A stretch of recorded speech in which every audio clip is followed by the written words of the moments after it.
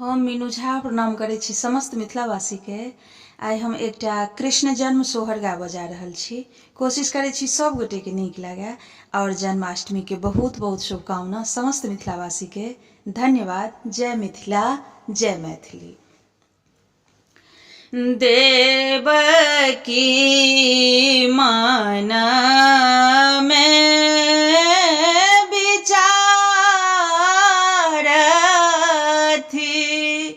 विधि सो मनावथि रे ललनार सात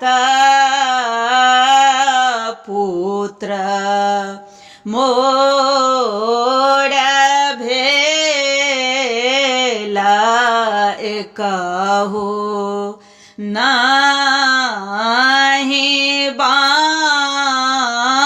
चल रे।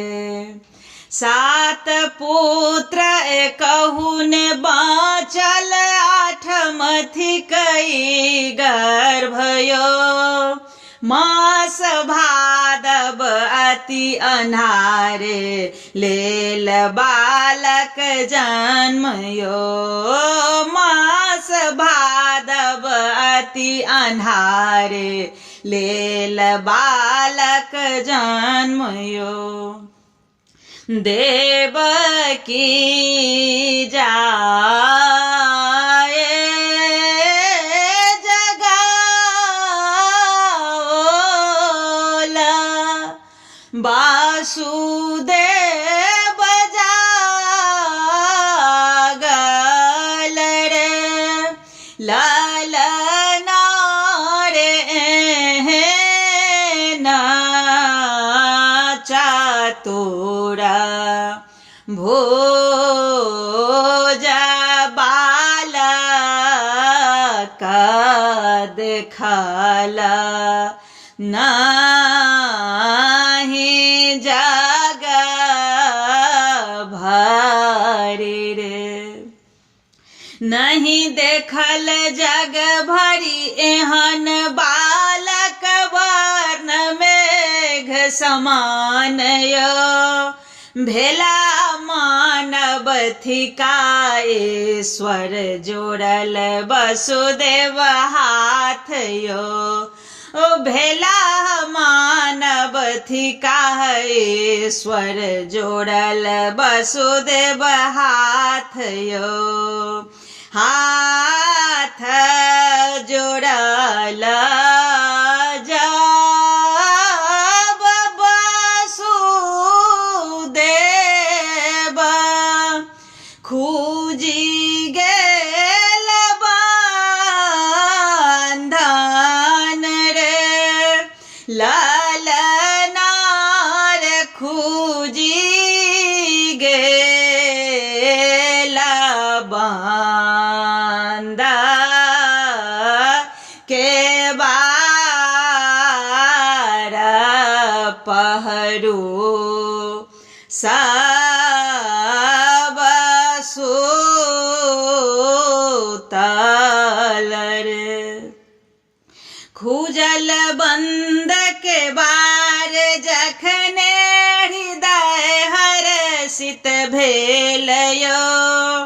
जायब गोकुल नंद कन्या, बदली लायब भोर यो। जायब गोकुल नंद कन्या, बदल लायब भोर यो। कन्या जनमा जब सोनल, कंस मान हरषित रे ललनार मुनि के बचना नाही भेल दुर्दिना। बटरी नहीं गेल दूर दिन कंस तोहर काल आयल समीप रे। जन्म नंद के घर में बालक हतत तोहर प्राण रे। जन्म नंद के घर में बालक हतत तोहर प्राण रे। मेधेश्वरी हो सोहर गाओल, गाबी के सुनाओल रे। लालनार यशोदा के माना हार सीता भेल मोहा रा।